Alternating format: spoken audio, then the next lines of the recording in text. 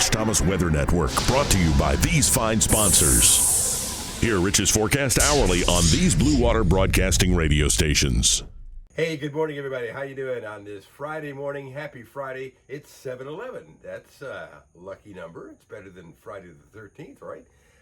The time as I make this is 3:55 a.m. Hi, Rich here. And the information today is short and sweet because there's not a lot to say. I can summarize the headlines first. Today and tomorrow, I think the radar will be more active than it has been all week long as far as the number of storms that'll be roaming around. They'll still be random, and feast or famine. No guarantee you're going to get wet today.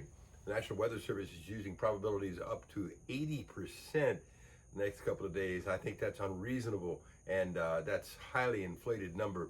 I would say, maybe closer to, let's say 50-60% probability of you running into one of those thunderstorms today and tomorrow, which is still pretty high. On a normal summer day, you could argue 30% would be about normal as far as probabilities. The other thing is, it's been hot and humid every day, of course, but I think the heat will start to increase as we get towards Sunday and especially Monday, Tuesday, Wednesday next week, where temperatures will be in the mid-90s. In fact, you'll see the 10-day graph below indicating even maybe some upper 90s with the heat index up to the 105 danger range, which would trigger a heat advisory. So I think the number of storms will start to thin out on Sunday, Monday, and Tuesday, and the temperature will be inflated a little higher. And of course, dangerous heat indices is something that we'll be worried about as we get into the early part of next week, especially. Meanwhile, the tropics remain very quiet for now.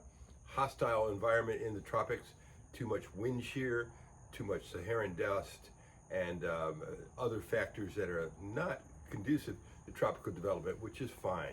We know that will change later in the season.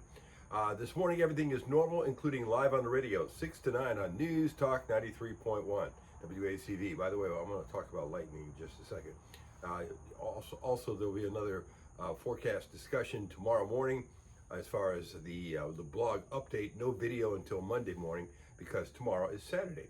That'll be the weekend update as well, and your forecast whenever you want it across the dial on the Blue Water family of stations. Some of you heard me on the radio talking about lightning yesterday. A couple of weeks ago when I was at the weather conference in Boise, Idaho, this guy, and his name escapes me right now, he's the lightning guru. He's written several books and he keeps up on lightning statistics.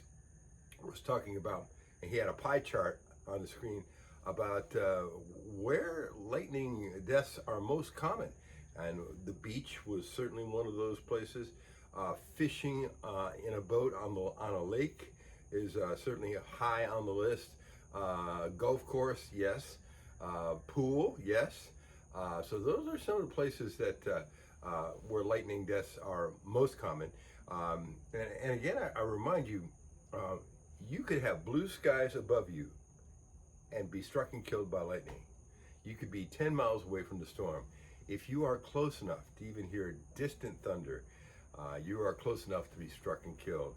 Honest, the storm could be far away from you. So if you hear thunder, that's your signal to get indoors, all right? All right, this morning we will be on the radio, as I mentioned, 6 to 9 on News Talk. I'll see you then. Have a great day, and talk to you later. Rich Thomas Weather.